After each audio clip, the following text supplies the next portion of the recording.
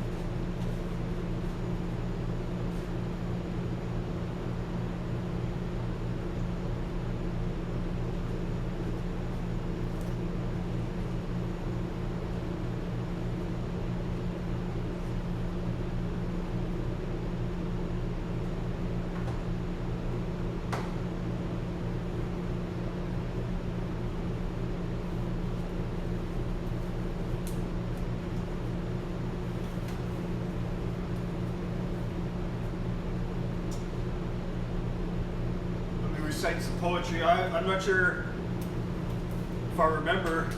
I might have forgotten my poetry. It's been a while since I've recited it.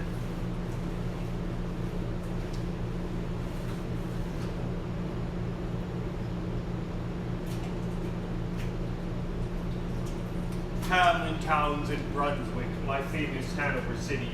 The river Weser, deep and wide, washes its wall on the southern side. A pleasanter spot you'd never spy. But when begins my ditty, almost 500 years ago, to see the townsfolk suffer so from vermin was a pity. Rats, they fought the dogs and killed the cats, and bit the babies in the cradles, and ate the cheeses from the vats, and licked the soup from the cook's own ladles. Split open the kegs of salted sprats, made nests in the men's Sunday hats, and even spoiled the women's chats by drowning out their speaking with shrieking and squeaking in 50 different sharps and flats. At last the people in a body to the town hall came flocking. "'Tis clear," cried they, "our mayor is a naughty, and as for our corporation, shocking, to think we buy gowns lined with ermine, for dolts who can't or won't determine what's best to rid us of our vermin. You hope because you're old and obese to find in the furry civic robes ease. Rouse up, sirs, give your brains a racking, to find the remedy we are lacking, or sure as fate will send you packing." At this the mayor and corporation quaked with a mighty consternation. An hour they sat in council. At length the mayor broke silence. "For a guilder I'd my ermine gown sell. I wish I were a mile hence. It's easy to bid one rack one's brain. I'm sure my poor head aches again. I scratch and sew, but all in vain. Oh, for a trap, a trap, a trap." Just as he said this, what should hap? At the chamber door went a gentle tap. "Bless us," cried the mayor, "what's that?" With the corporation as he sat, looking little too wondrous fat. Nor brighter were his eyes, nor moister than a too long open oyster. Save when it knew his paunch grew muteness, for a plate of turtle green and gluteness. Only a scraping of shoes on a mat, anything like the sound of a rat makes my heart go pit-a-pat. "Come in," cried the mayor, looking bigger, and in did come the strangest figure. His long queer coat from heel to head was half yellow and half red, and he himself was tall and thin, with sharp blue eyes, each like a pin, and light loose hair and swarthy skin, nor tuft of hair on cheek nor beard on chin, but lips where smile went out and in, there was no guessing his kith or kin, and nobody could enough admire this tall man in his quaint attire. Quoth one, "It's as my great-grandsire, starting up with the trump of doom's tone, had walked this way from his painted tombstone." He advanced towards the council table. "Please, your honor," said he, "I am able, by means of secret charm to draw, all the creatures living beneath the sun, to crawl or swim or fly or run, after me so as you never saw. And I chiefly use my charm on creatures that do people harm, mole and toad and newt and viper. People call me the Pied Piper." And here they noticed round his neck a scarf of red and yellow stripe, to match with his coat of self-same check. And that scarf then hung a pipe, and his fingers they noticed were ever straying, as if impatient to be played upon this pipe, as low it dangled over his vesture so old tangled. "Yes," said he, "Pied Piper as I am, in Tartaria friendly cam, last June from his huge swarms of gnats. I eased in Asia than I am, of a monstrous brood of vampire bats. And as for what your brain bewilders, if I rid your town of rats, will you give me 1,000 guilders?" 50,000 was the exclamation of astonished Merit Corporation.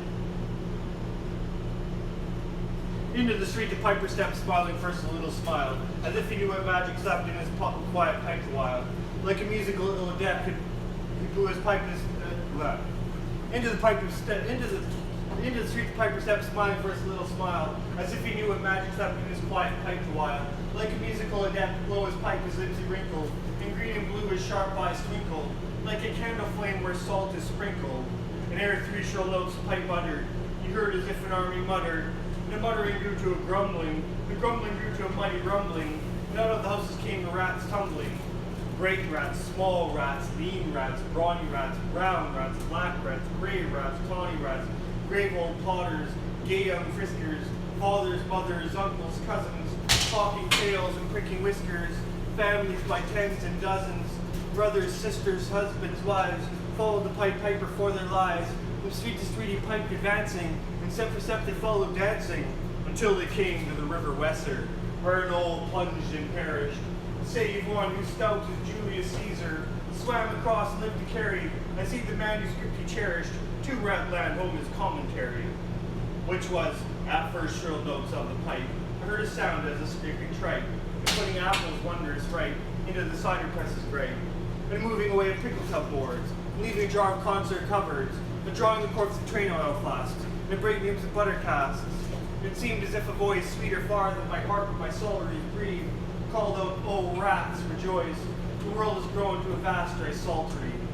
So munch on, crunch on, take your nunch on, breakfast, supper, dinner, lunch on, and just a bulky sugar punch on, already stayed like a great sun shone, gracious scarce an inch before me, just as we thought it said come bore me, and found the Weser rolling over me. You should have heard the Hamlin people ring the bells as they rock the steeple. Go, cried the mayor, get long poles, poke with the nets and block up the holes, consult with carpenters and builders, and leave in our town not even a trace of the rats. When suddenly up the face of the pipe perked in the marketplace, the first, if you please, my 1,000 guilders. 1,000 guilders? The mayor looked blue, so did the corporation too, for council dinners made rare havoc with claret, Moselle, Vin de Gras, Hawk, and half the money would have punished their seller's biggest blood of Rhenish to pay this sum to a wondering fellow with gypsy coat of red and yellow.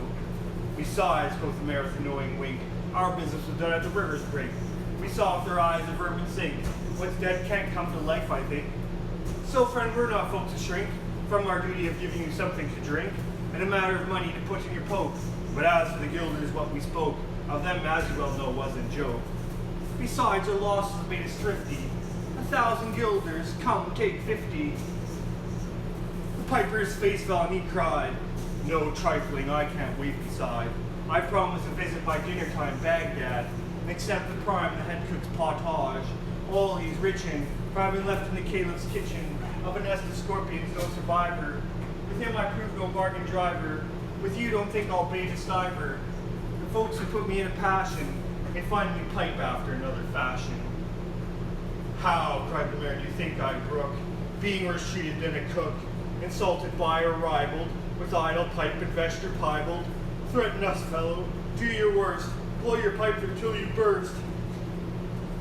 Once more he stepped into the street, to his lips again laid his long pipe, a smooth straight cane, and ere he blew 3 notes, and sweet soft notes, as a musician cunning never gave the enraptured air. There was a rustling that seemed like a bustling, and merry crowds justling and pitching and hustling, small feet were pattering, wooden shoes clattering, little hands clapping, little tongues chattering, like foals in the farm where barley is scattering. Oh, came the children running, all the little boys and girls, with rosy cheeks and flaxen curls, and sparkling eyes and teeth like pearls, tripping and skipping around merrily after, and wonderful music was shouting and laughter. The mayor was dumb and the council stood as if their chained to the blocks of wood, unable to move a step or cry, to the children merrily skipping by, could only follow with an eye that joyous crowd at the piper's back, and how the mayor was on the rack, and the wretched council's bosom beat as the piper turned from the high street to where the Weser rolled its waters, right in the way of their sons and daughters. How he returned from southwest, and from Poppenberg Hill his steps addressed, and after him the children pressed. Great was the joy in every breast. He never crossed the mighty top. He's forced to let the piping drop, and we shall see our children stop. Well, no, when they reached the mountainside, a wondrous portal opened wide, as if a cavern was suddenly hollowed. The piper advanced, and the children followed. When all were into the very last, the door of the mountainside shut fast. Did I say all? No one was lame. They could not dance a whole of the way. And in after years, if you blame his sadness, he used to say, it's dull in our town since my playmates left. I can't forget that I'm bereft of all the pleasant sights they see, which the piper also promised me. For he led us, he said, to a joyous land, joining the town in jest in hand, where waters gushed and fruit trees grew, flowers before the fairer hue, and everything was strange and new. The sparrow has bred a peacock here. Their dogs have ran a fellow deer. And honeybees had lost their stings. And horses were born with eagle's wings. And just as I became assured, my lame foot we speedily cured. The music stopped and I stood still, and found myself outside the hill, left behind against my will, to go now lipping as before, and never hear of that country more. Alas, alas for Hamelin, there came into many a burgher's pate, a text which says at heaven's gate, hopes the rich at as easy rate, as the needle's eye takes a camel in. The mayor sent east, west, north, and south, called for the piper by word of mouth, wherever was men's lot to find him, silver and gold to his heart's content, if only he'd return the way he went, and bring the children behind him. But when they saw 'twas lost endeavor, and piper and dances were gone forever, they made a decree that lawyers never should think their records dated duly, if after the day of the month and year, these words do not as well appear. And so long after what happened here, on the 22nd of July, 1376, the better memory fixed the place of the children's last retreat. They called it the Pied Piper Street, where anyone playing pipe or tabor was sure for his future lose his labor, or suffer the hostelry or tavern, shocked at where the street so solemn, and opposite the place of the cavern, there wrote the story on a column, and on great church window painted, the same to make the world acquainted, how their children were stolen away, and there it stands this very day. And I must not admit to say, that in Transylvania there is a tribe of alien people who ascribe the way and dress, of which their neighbors lay such stress, to their fathers and mothers having risen of some subterranean prison, into which they were Japan, a long time ago in a mighty band, out of Hamlin towns in Brunswick land, but how or why they don't understand. So, Lily, let me and you be wipers of scores out with all men, especially pipers. And if they should pipe us free from rats, from mice, if we promise them aught, let us keep our promise. I didn't forget it.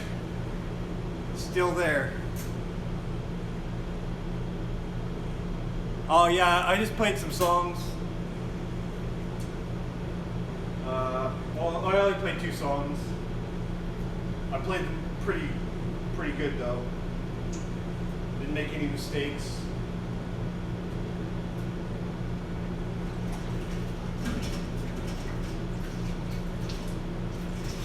I mean, I didn't make any noticeable mistakes, I guess I should say. They weren't perfect. They're Trump perfect. That songs were Trump perfect. So not perfect at all. Okay. The opposite of perfect. By perfect, I mean the opposite of perfect.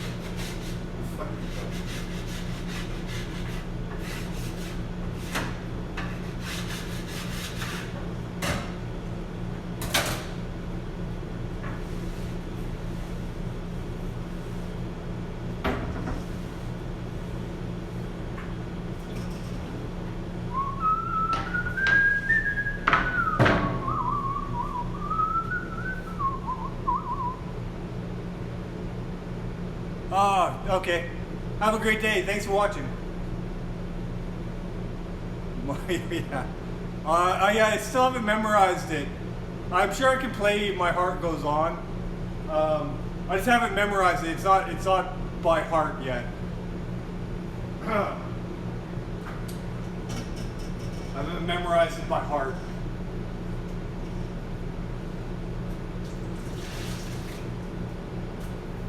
I'll try to memorize. I'll try to learn the whole song though. It takes me a while to memorize to like play something by heart. So.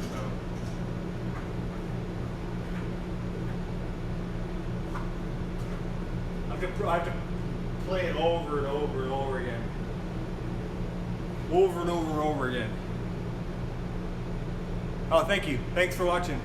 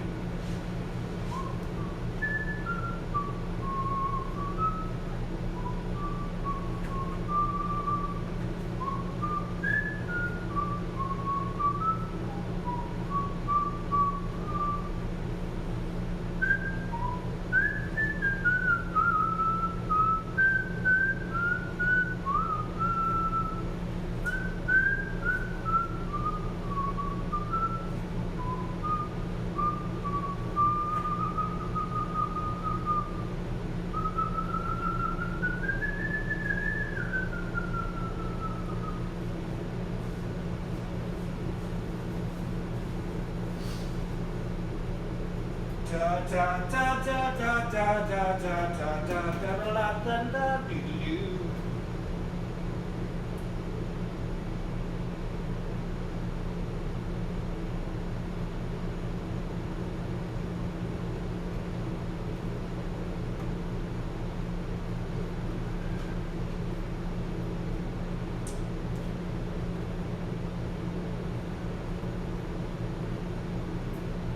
I just got back from Montreal like a week ago.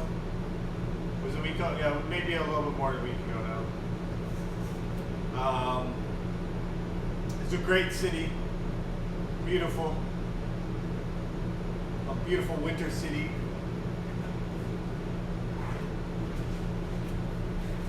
Beautiful wintry city. I ate authentic, natural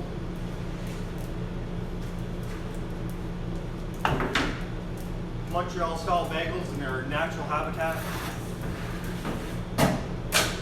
They were good, delicious. More than good, they were delicious.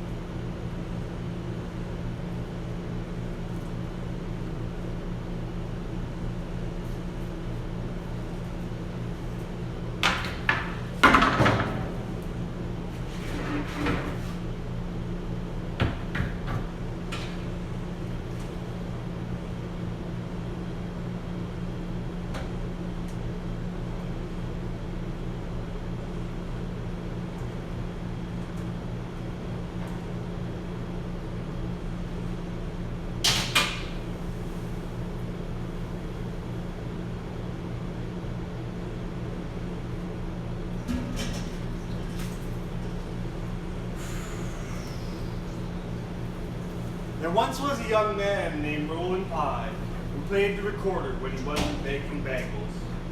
One day he was walking through a park and playing his recorder to rest a while from all his baking, when suddenly he spied a corpse lying on the ground beneath a swarm of flies.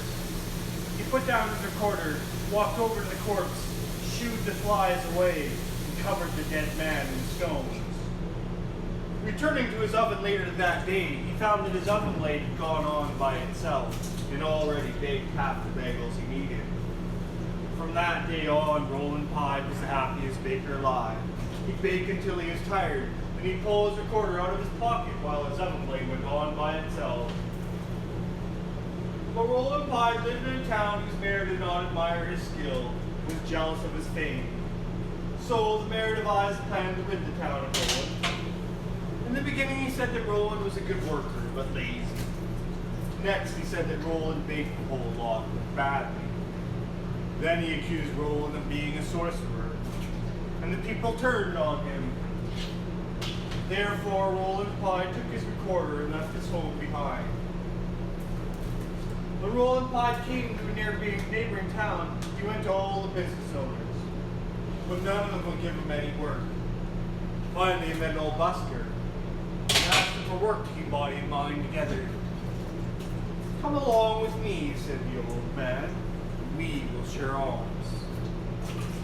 So Roland Pye, the old man, started going around and singing. Baker, why do you wear those silent things? Baker, how did you forget to stand where your feet are? Baker, no woman loves you well, although it is golden and good for hell. Baker, you are too dirty for a lover to wish to preen.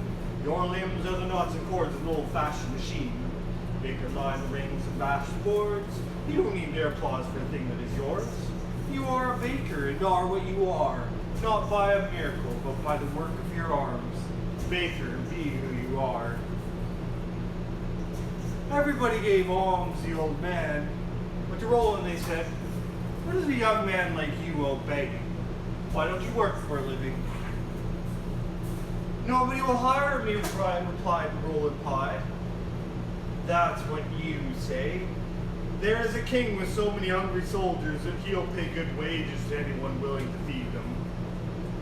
So Roland Pye went to the king's kitchen and took the old man whose alms he'd been sharing. The oven had never been used by anyone. Roland mixed the dough, then he rolled it into rings, then he boiled them, then he dressed them with seeds and baked them till they're golden brown. Then he tossed them into a crate to cool down. Whenever Roland wearied of baking, he'd play his accordion. Once he was weary of playing his accordion, he'd sing. Baker, why do you wear those silent things? Baker, how did you forget to stand where your feet are? Baker, no woman loves you well, although it is golden and good for hell. Baker, you are too dirty for a lover to wish to preen. Your limbs are not the cords of an old-fashioned machine. Baker, line the rings and bash the boards. You don't need their applause for a thing that is yours. You are a baker and are what you are, not by a miracle, but by the work of your arms. Baker, be who you are. Hearing the singing, a princess looked out the window. She saw Roland Pye and fell in love with him. But she was a princess, he a baker. The king would never consent to their marriage. So they decided to run away together. They fled at night in a boat. They were already on the high seas, when Roland remembered the busker. He said to his beloved, we must fetch the old man, since he shared his alms with me. We can't go off and leave him like that. At that very moment, the old man came up behind the boat, walking on the water as though it had been dry land. Reaching the boat, he said, we agreed to divide everything we had, and I shared everything I owned. Now you have the king's daughter. You must give half of her to me. At this he gave Roland Pye the knife to cut his bride in two. Roland Pye took the knife with a trembling hand. You are right, he said. You are perfectly right. He was on the point of cutting his bride in two, when suddenly the old man stopped him. Stop! I knew you were a gentleman. I'm the dead man, mind you, only covered with stones. Go now, and may the two of you always be happy. At this, the old man walked away on the waves. The boat came to an island rich in all good things, the princely palace awaiting the newlyweds. The end. The end. The end. The end.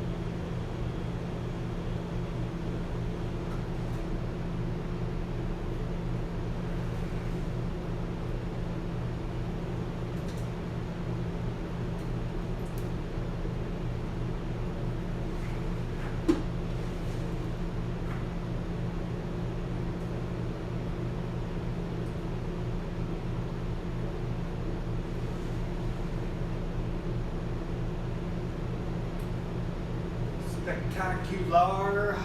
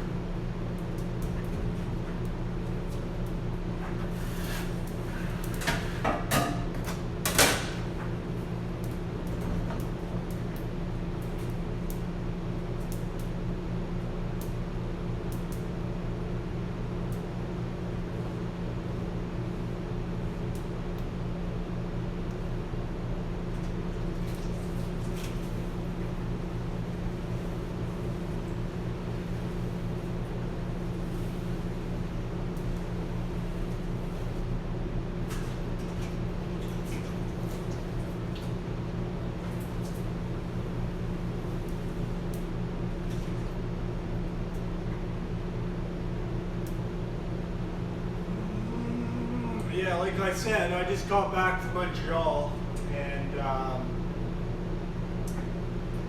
it's a very interesting city. It reminds me a lot of Vancouver, in some ways.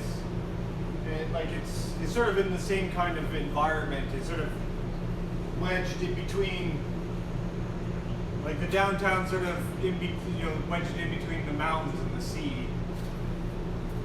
Mount Royal is not as impressive as the hills, as like Cypress Mountain or Seymour, but I guess it's still a mountain. Still constitutes a physical barrier that would shape the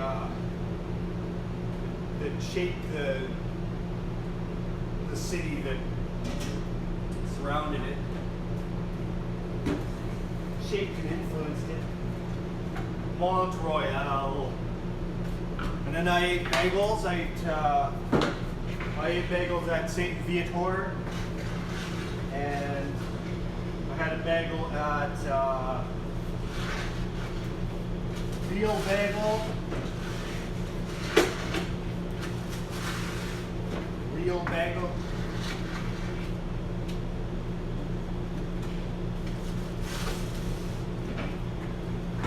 Real Bagel.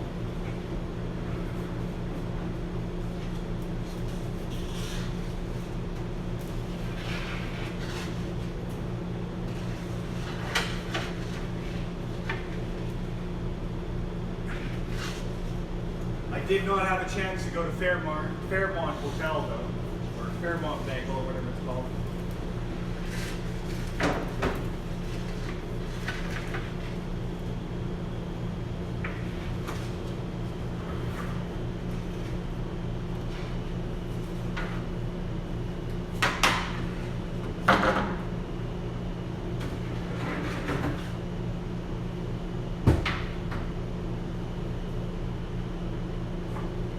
Our bagels compare pretty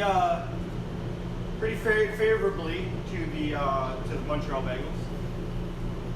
The one thing I noticed is ours are a little bit smaller, and I think that's because most of the bagels in Montreal are hand rolled, whereas we use a machine to do our bagels. And I think it rolls a little bit smaller than theirs.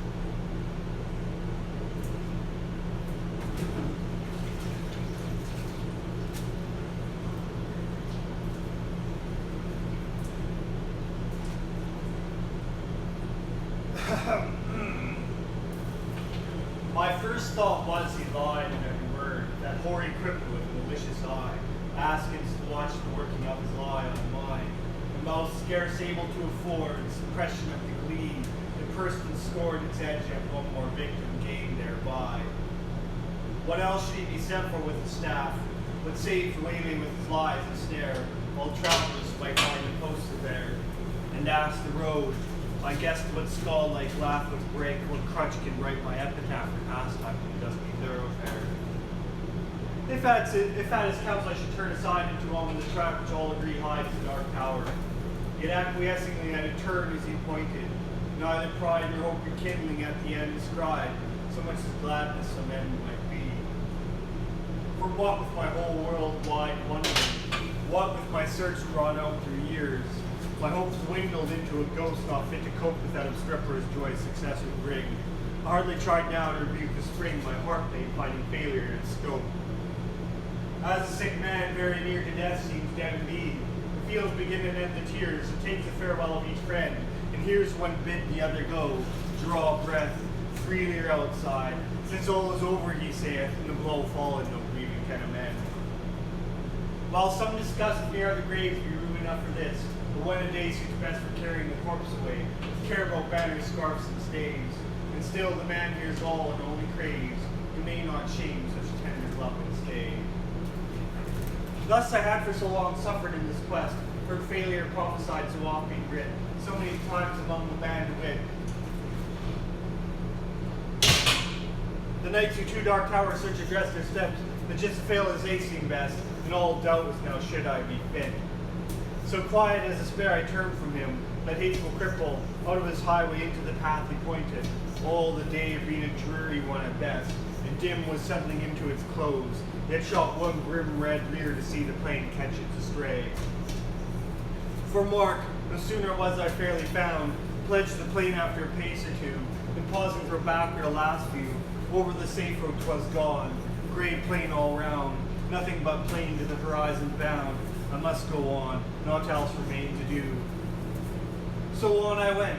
I think I never saw such starving noble nature. Nothing throve, for flowers as well expect a cedar grove. Like chortle and spurge according to their law, like propagate their kind with none to awe. You think a bird had been a treasure trove. No penny inured to sink or mace in some strange sore worth the land's portion. See or close your eyes at nature peevishly, and nothing skills. I can't help my case. 'Tis thus judgment's fear must.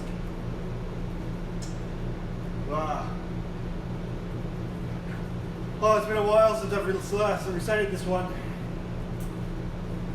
Stumbling over the words.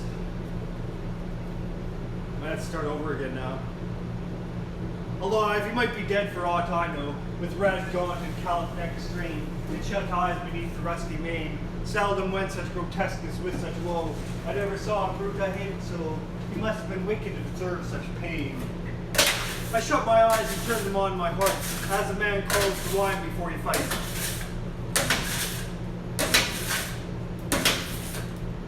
I forgot it. Damn it.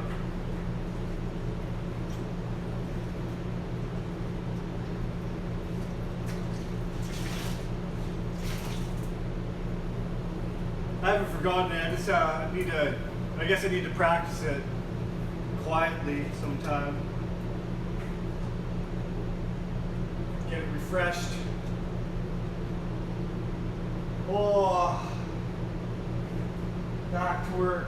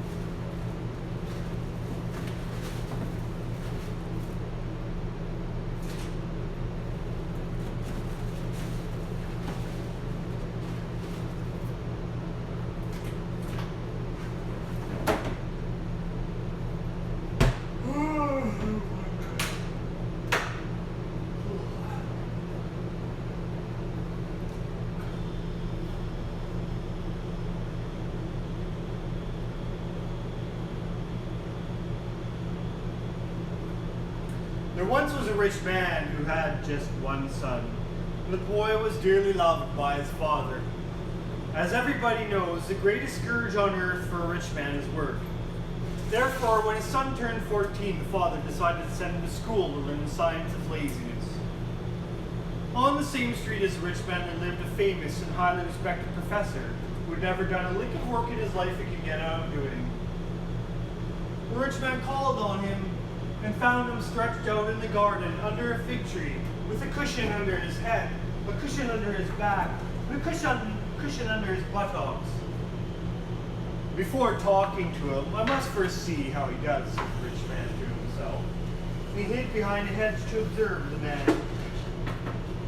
The professor lay as still as a corpse with his eyes closed. The only time he stirred was whenever he heard the thud of a ripe fig falling on the ground near where he lay. He'd reach slowly up, bring the fruit to his mouth, and swallow it.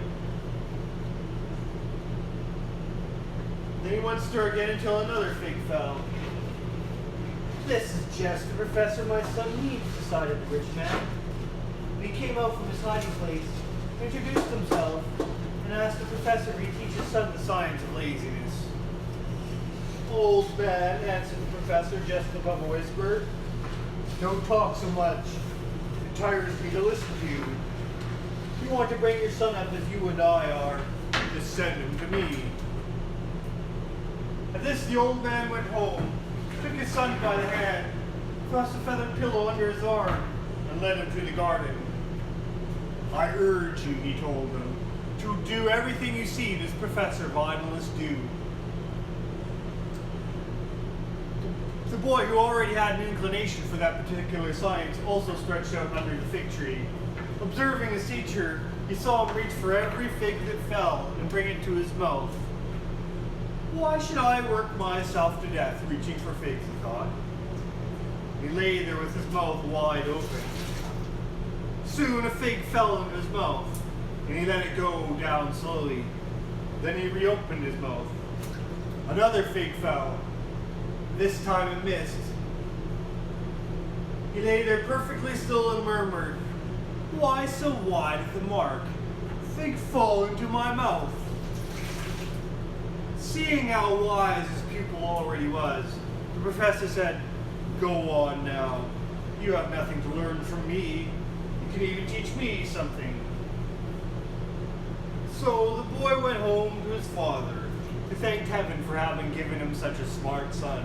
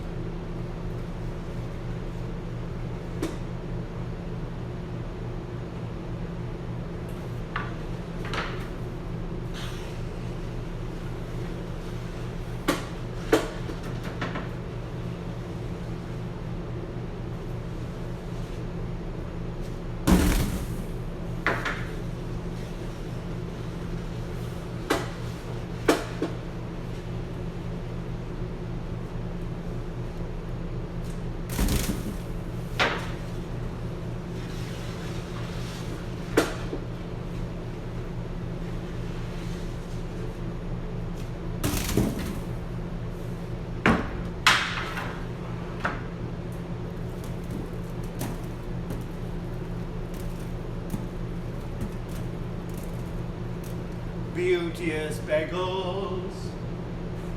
Beauteous.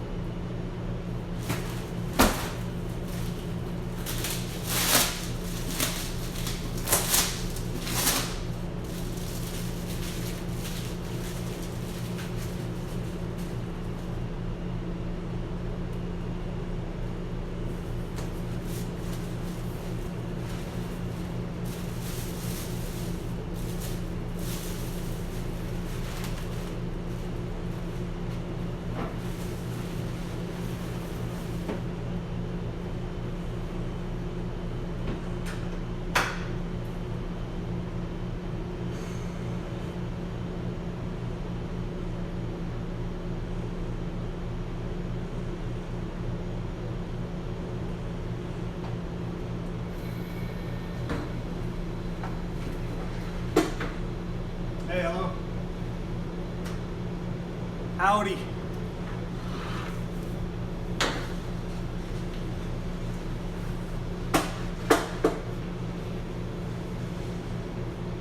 Howdy, partner. Hi-yo.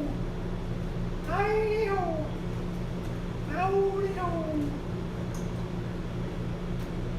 Oh. That doesn't work. A couple more minutes. Oh, take a look now.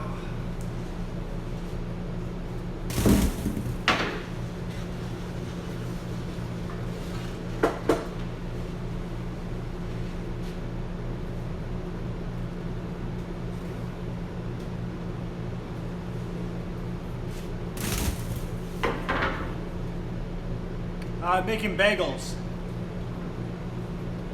Montreal bagels, Vancouver style.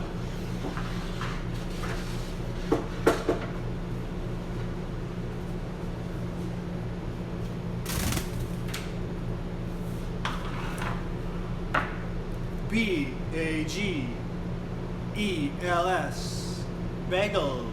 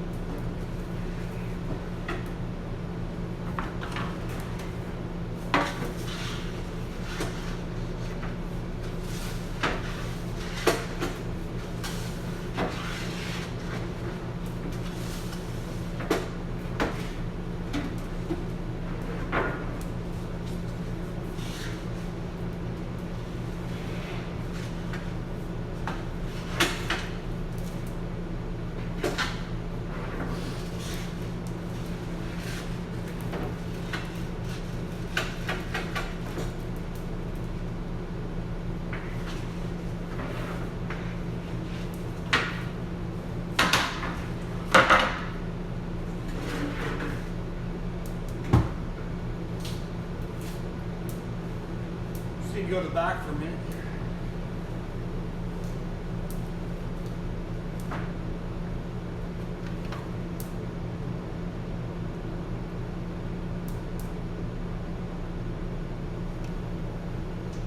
Nice. We're we're on Lonsdale and 17th in North Vancouver. We have several locations. We're called Rosemary Rock Salt.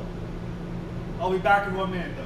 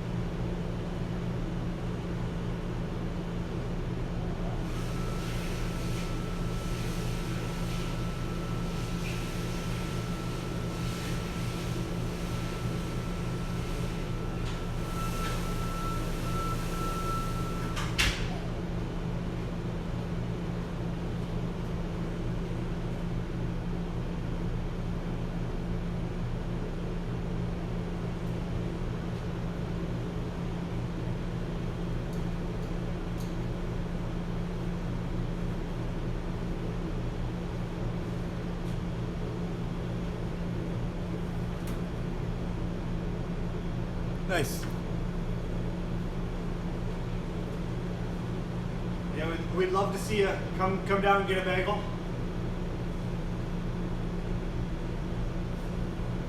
We have 6 locations.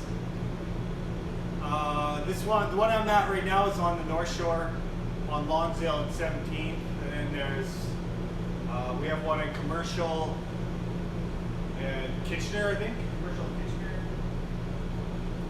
And then the other one is one on Main Street and Broadway. Then we have one in Park and Tilford on the North Shore. We have one in Richmond on Steveston Highway, and then we have one in Surrey. Yeah.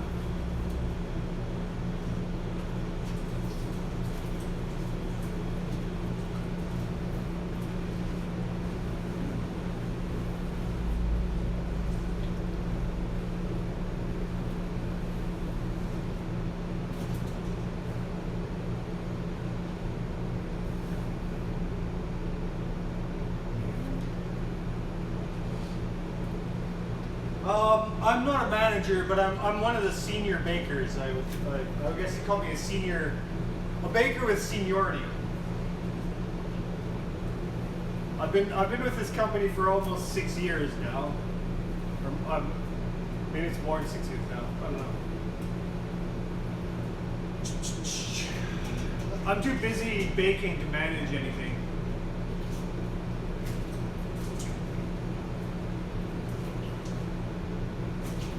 I'm the bagel manager. It's all I can manage.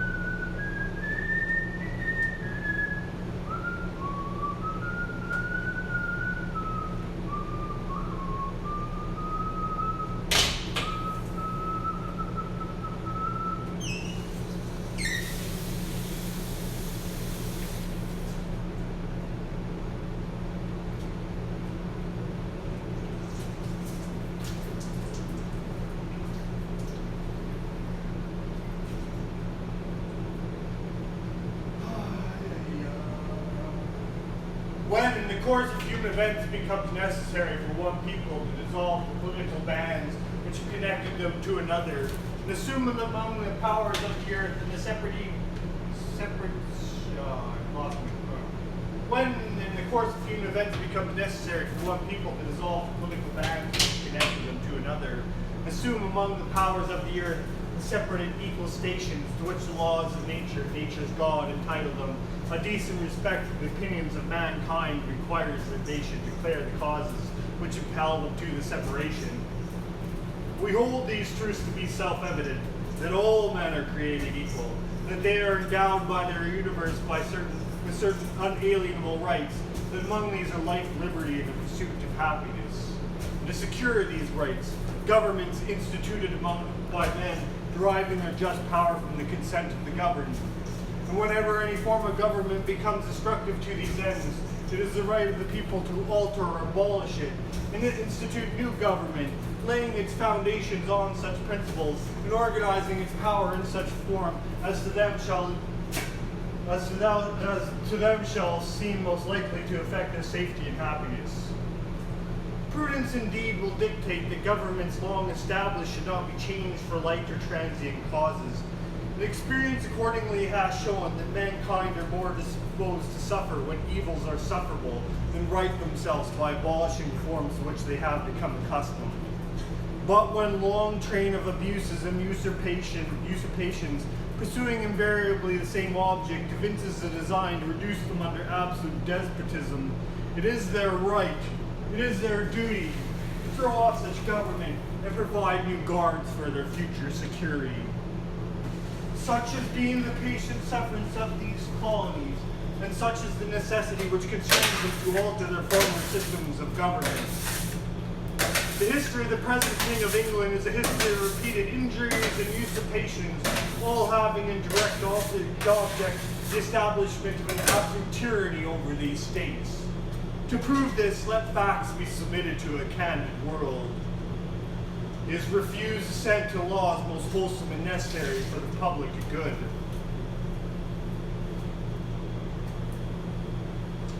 Do-do-do-do-do-do, that's all I know. That's all I know of the Declaration of Independence. It seems like a very relevant document these days.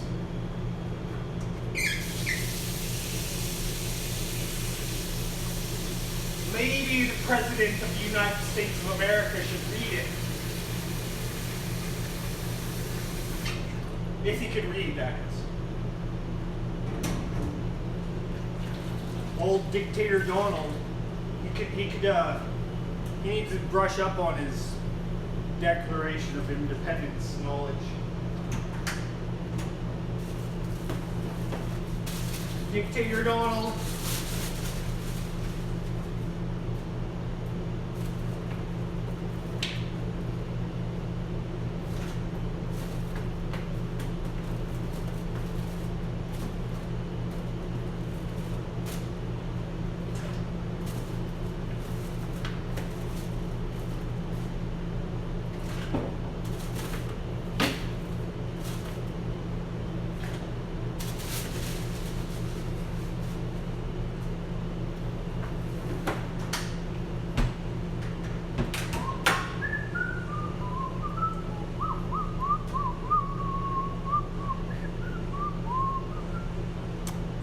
Yeah, like, I think the Republican Party has replaced the King of England. They're doing the exact same thing. They're refusing assent to laws most wholesome and necessary for the public good.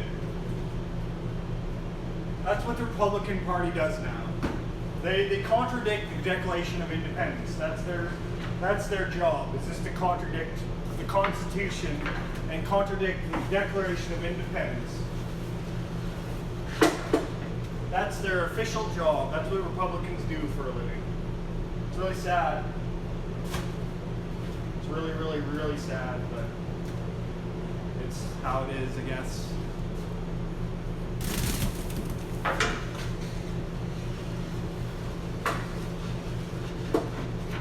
So I'm sort of caught up in American politics right now.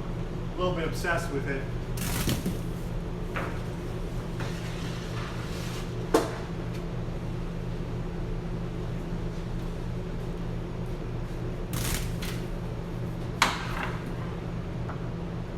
Yeah. Oh, yeah. Yeah, I was wondering why you'd leave the United States. Well, I mean, I think you have every good reason to leave the United States.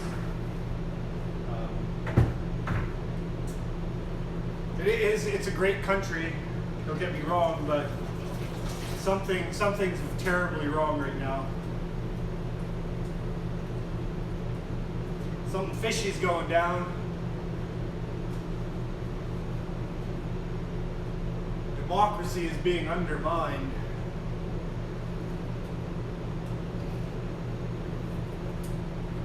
Welcome to Canada, though. I'm glad that you've sought refuge in a country that's slightly more safe. Only a little bit more safe, though.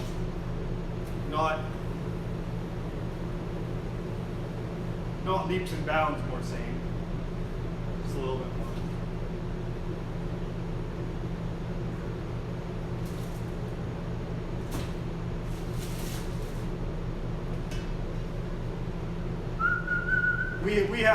We have some pretty nutty politics up here too, but fortunately it hasn't got as extreme as it is down in the States, so.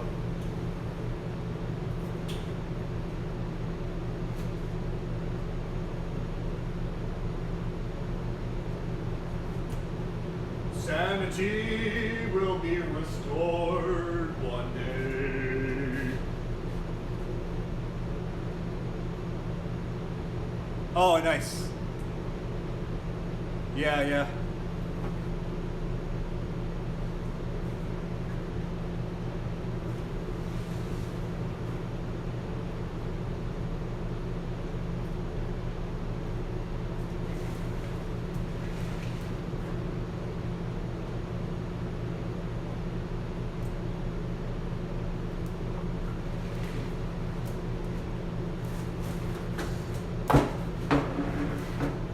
I'm glad you're in Canada.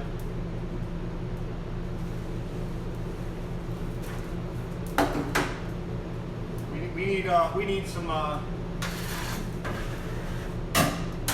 some American brains up here too. Hopefully we'll steal some American brains. They'll come work for us. Make Canada great again. Make Canada great again.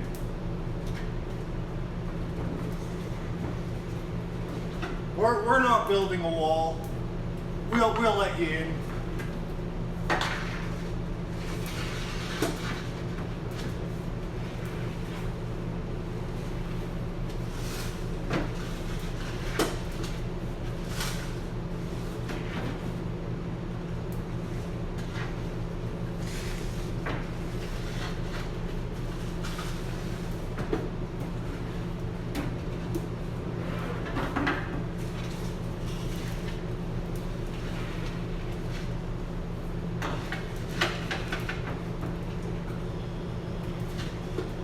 We won't shun the American diaspora. We'll let the caravans of Americans come into our country.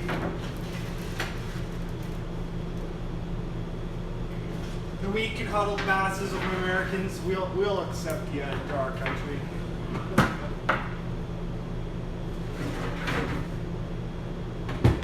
The weak and huddled masses of Americans seeking refuge from the tyranny of Donald Trump, the tyranny of reality TV. Come to reality. Oh, thanks. Nice. If you wanna learn how to bake, I think we're hiring. Although I think we hired a whole bunch of bakers. But bakers tend to quit around here, so not that we were like we mistreat them or anything. It's just like I don't know. We have turnover here. That's what I'm saying. And if you want to learn how to bake bagels, just hit up our website, drop off a resume. We'll train you up. The only thing we can't do for you is wake you up in the morning. Although I guess we could call you in the morning, but we don't like doing that. We want you to make it here on your own.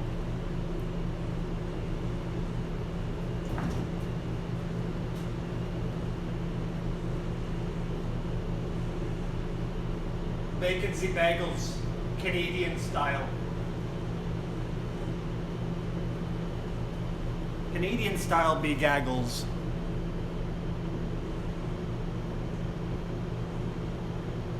Okay, cool. Nice.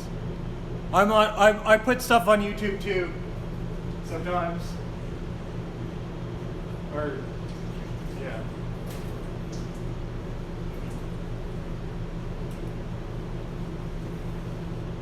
Content. Content. Content. Content.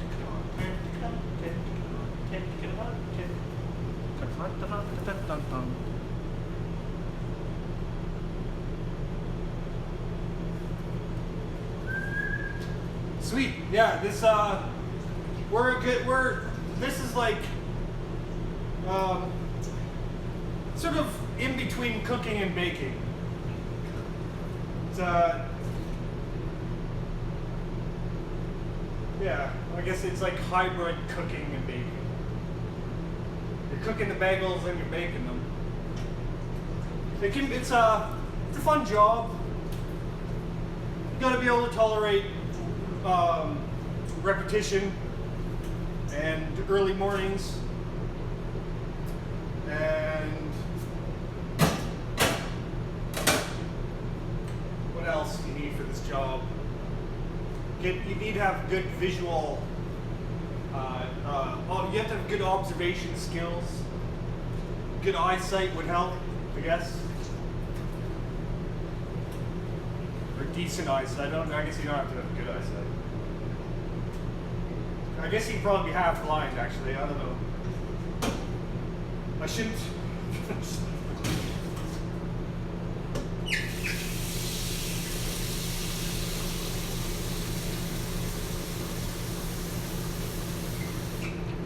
Actually, I could probably do this blindfolded, so. But maybe you don't need good eyesight. I don't know.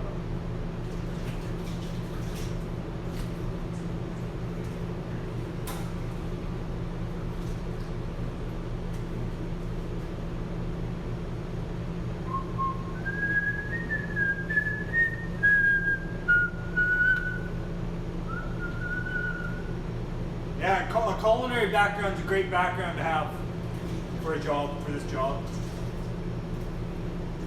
Especially like if you have experience standing in a hot kitchen for 8 hours a day, just standing, doing the same thing over and over again.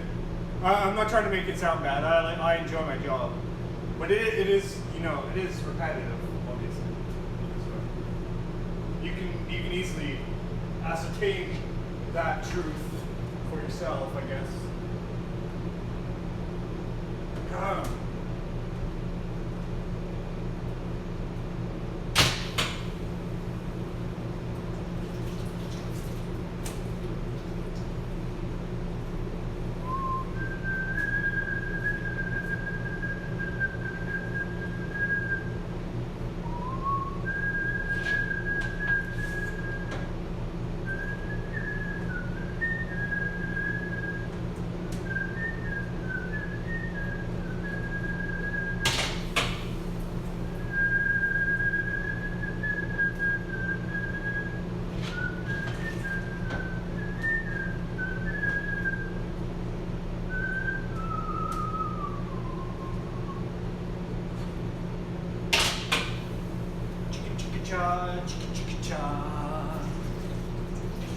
All I did yesterday was watch the impeachment trial.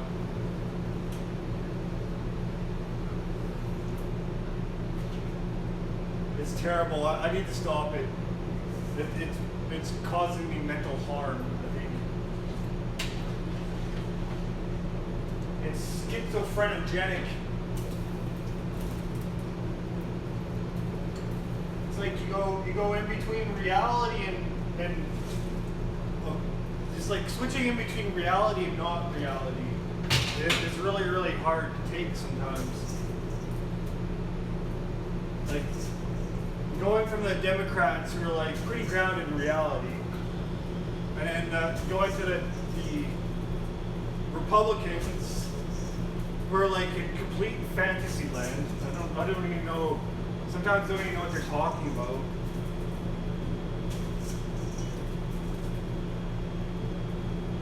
It's schizophrenic. It could drive a man to psychosis.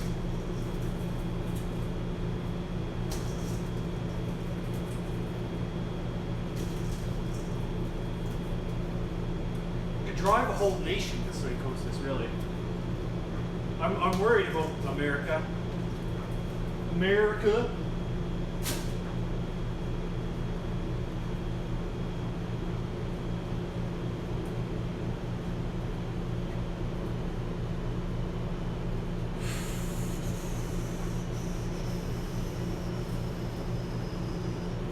That American that New York songwriter, what is her name? I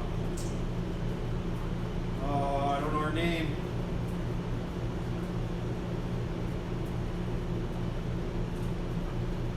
Something Spector? Rebecca Spector? Rachel Spector? No, I don't know. America. I heard she wrote a song about America. It's like, it's a really good song.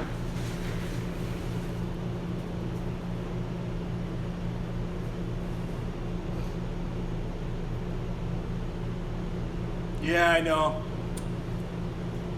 Yeah, you guys are going to become an unconstitutional monarchy.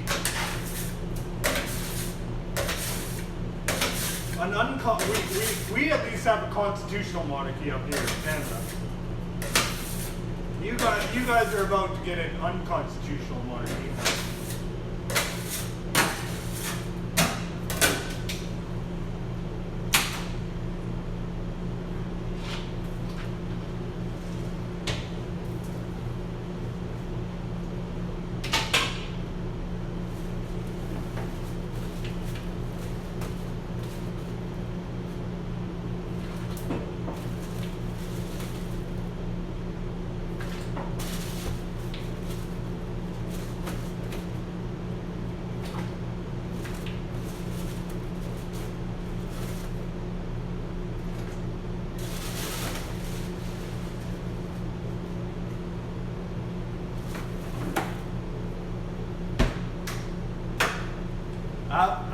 Our king and queen are benevolent, though. Apparently, I don't know. Queen Elizabeth. She seems a little bit gangster to me sometimes. Queen Elizabeth. I could see her going around with a Tommy gun, shooting people. I can imagine that. I have it right in my head right now, actually. It seems very plausible.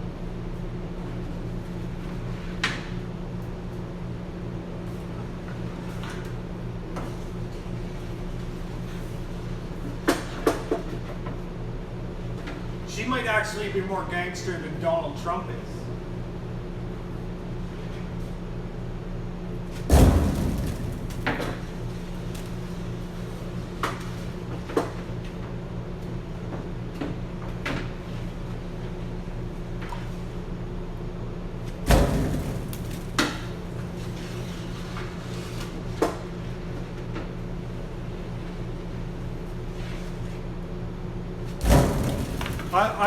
The only members of the royal family that I respect are Prince Harry and Meghan Markle, because they're shunning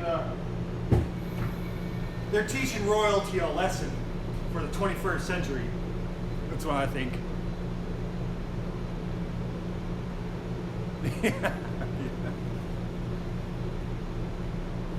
Yeah, I think you guys are pretty close to that happening, something like that. Maybe not guillotines, but unless it's a robot guillotine, a crucifixion machine.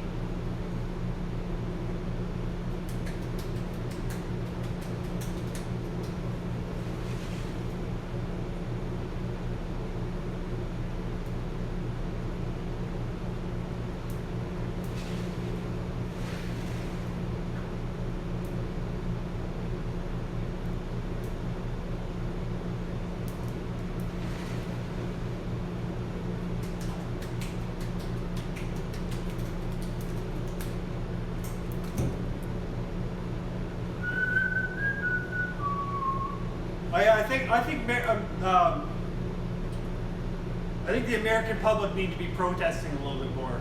We need to be, because what's going on is pretty shameful. It's pretty horrific.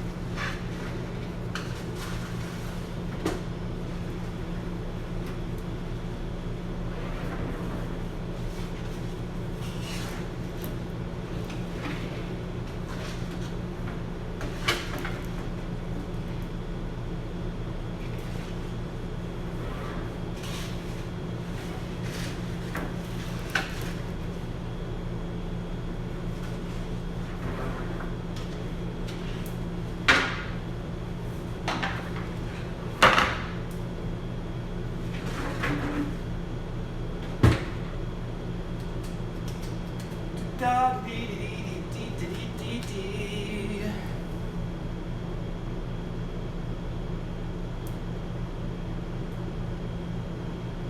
Yeah.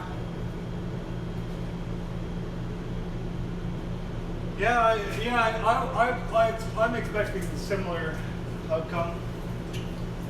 I don't know.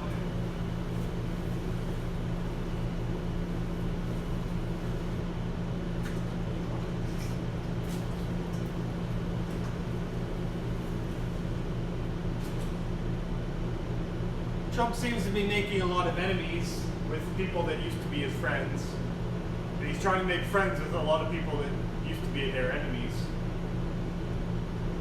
Doesn't make a lot of sense.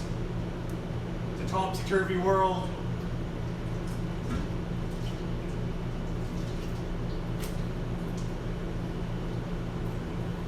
He's trying to create an axis of Donald, an axis of Trump, an axis of Trump, Putin, and Un. Jong-un. Jong-un, yeah. John,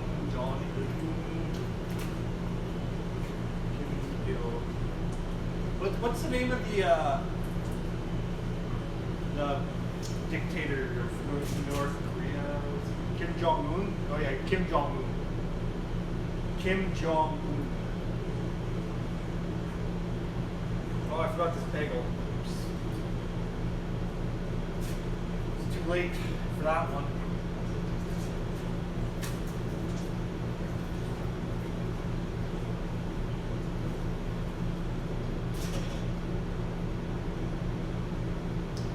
Donald Putin and Un. Trump Putin and Un. Trump Putin. Trump Putin. Trump Putin. Trump Putin.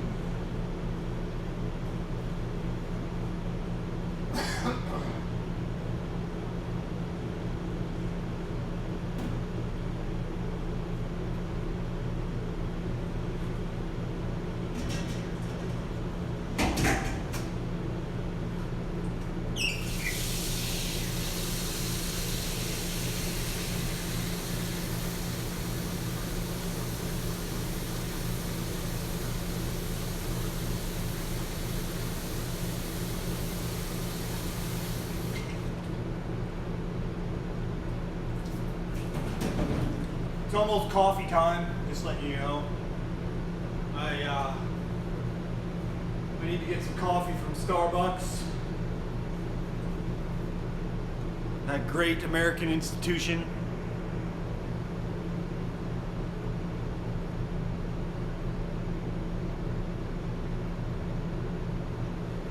Yeah.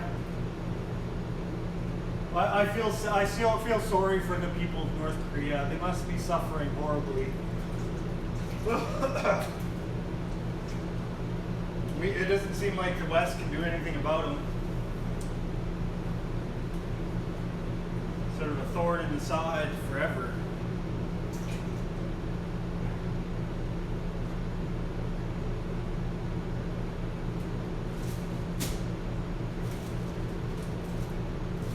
Forever and ever and ever, we are at war.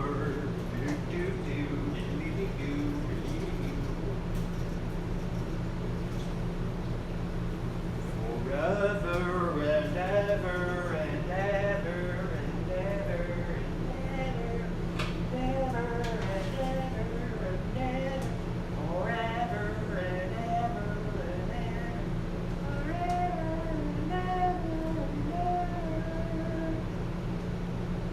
forever and ever and ever and ever, forever and ever.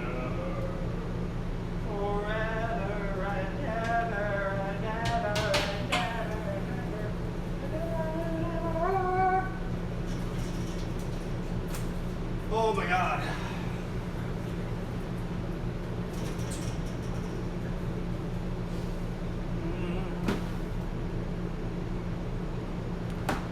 We open at 7 a.m. 7 a.m.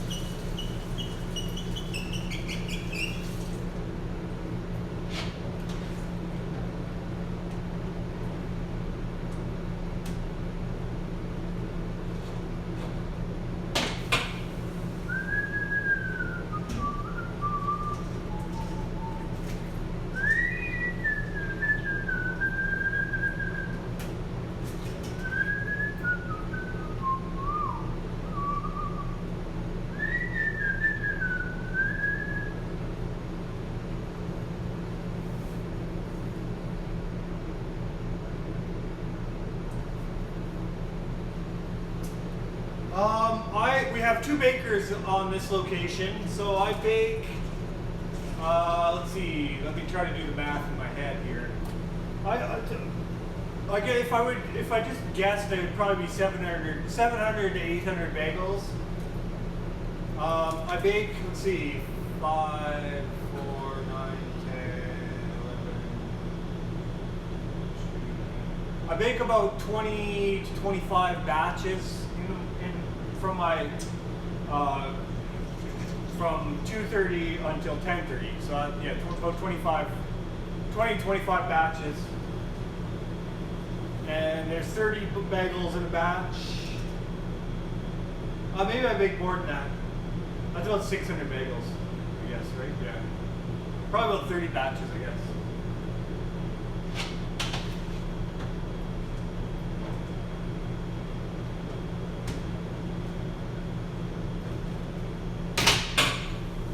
That's just at this location. We have other locations. This is one of the busiest locations, I think.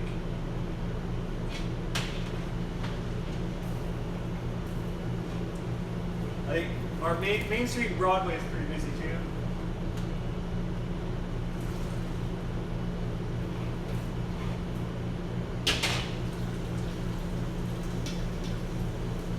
Commercial's decent.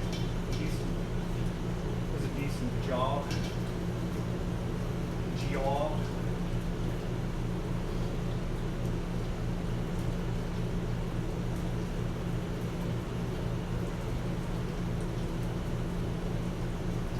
Georb. Oh, I feel like I need a bucket of caffeine today. Not because I feel tired or anything. I'm just craving caffeine. I don't know. Like ravenously caffeine addicted.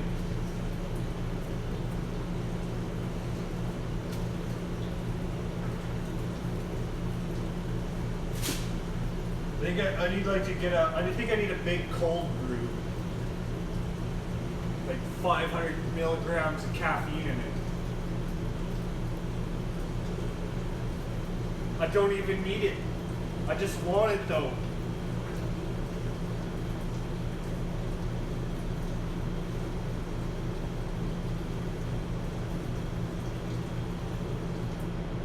I'm so caffeine addicted.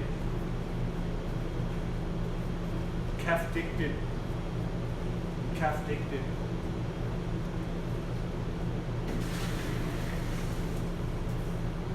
My caffeine dependency is run amok.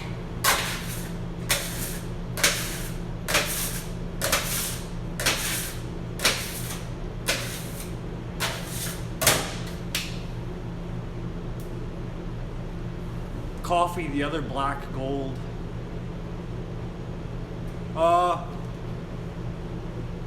What exactly makes a Vancouver style bagel? Well, we bake our bagels in a gas fire oven rather than a wood fire oven. I guess that's one difference. Montreal style bagels are supposed to be baked in a wood fire oven, but wood fire ovens are terribly, badly, horribly polluting. So we don't use those here. So that's one difference between a Vancouver style bagel and a Montreal bagel.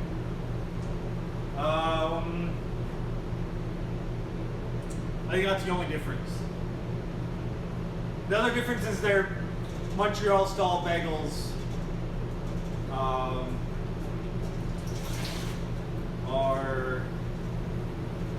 they have more calories because they're bigger. Vancouver style bagels are smaller, which means they have fewer calories. So for the health conscious consumer, a Vancouver style bagel makes more sense.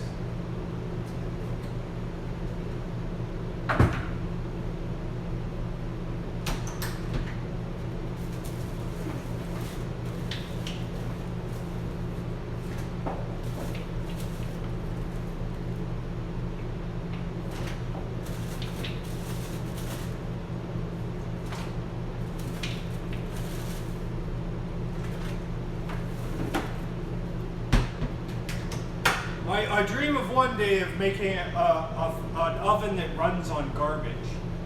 And then I could say that Vancouver-style bagels are baked in a garbage fire. And everybody would want to eat them after hearing that, I'm sure. I need to talk to Elon Musk, see if he can innovate and create a solar oven, so we can bake bagels in a carbon-free oven. That's what I want to be, the Elon Musk of the baking industry.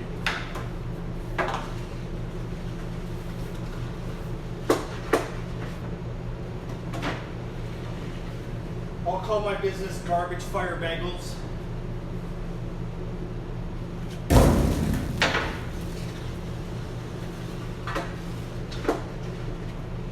An oven that burns methane gas, that runs on like waste or fuel that's made from waste. That's my dream. It's my dream, my aspiration for the future.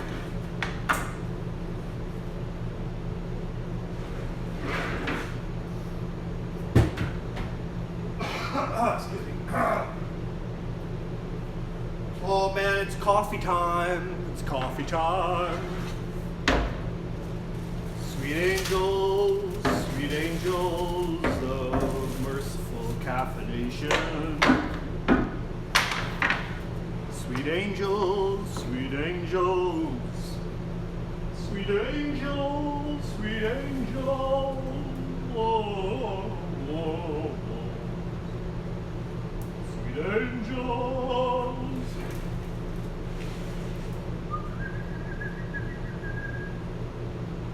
Sweet angels, sweet angels, sweet angels of merciful caffeination.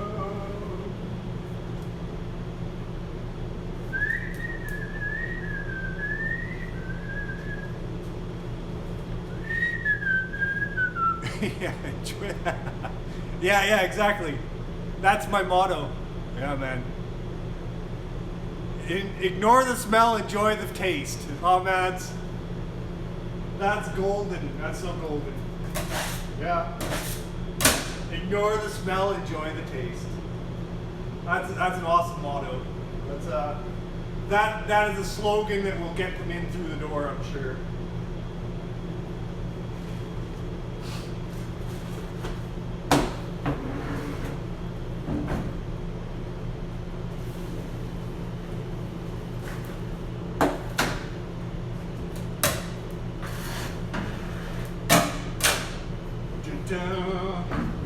I think it can be done.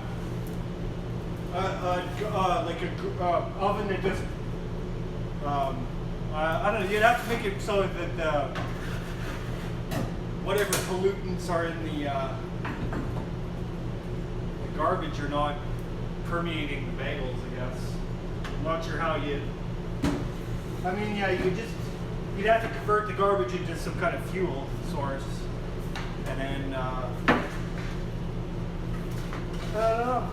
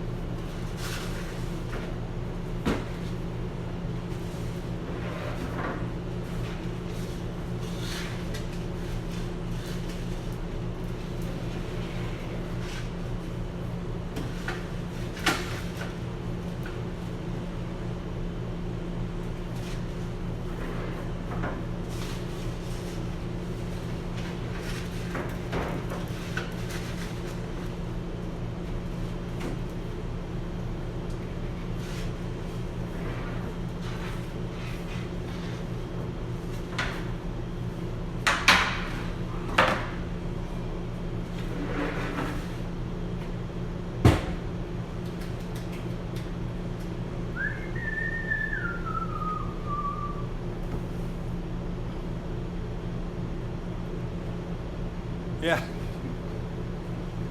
Oh, it's Canadian ingenuity. Canadian ingenuity. Whatever that is, Canadian ingenuity.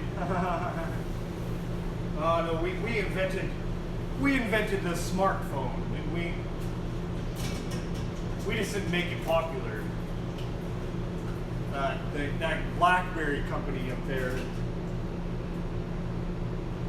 we're pretty ingenious.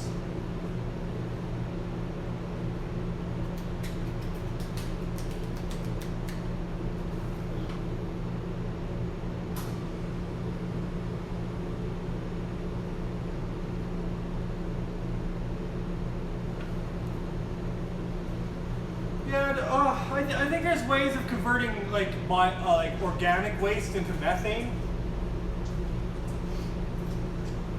So I think that I just don't know if it'd be very cost effective. I don't think people would buy $100 bagel if it cost that much.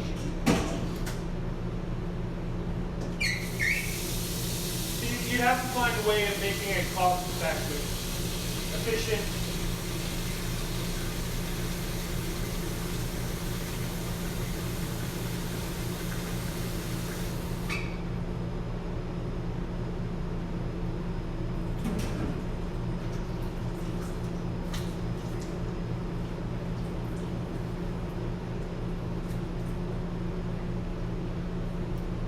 Oh, looks like my phone is about to die.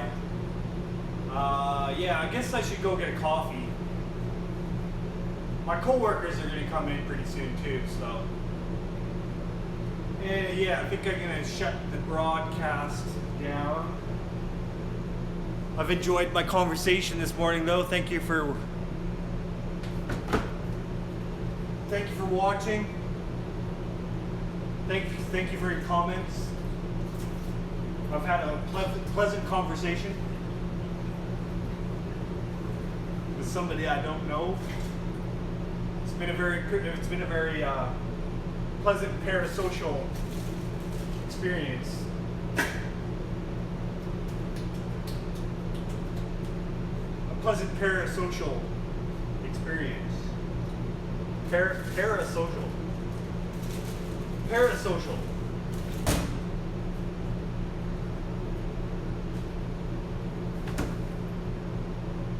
Oh, thank you. I hope you enjoy your morning. Good luck finding a job. If you have a chance, drop off a resume. I don't actually look at the resume, so unfortunately I don't make those decisions.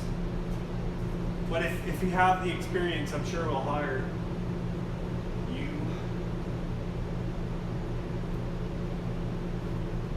I don't hire bakers, but I train them. So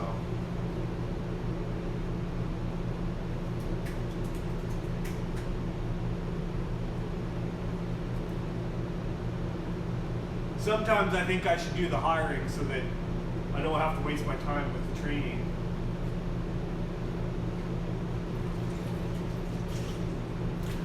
Sometimes it doesn't work out. Usually works out though. Oh my god. Oh yeah. My phone is about to die, so yeah. I better shut this down. Thanks for watching. Have an excellent morning.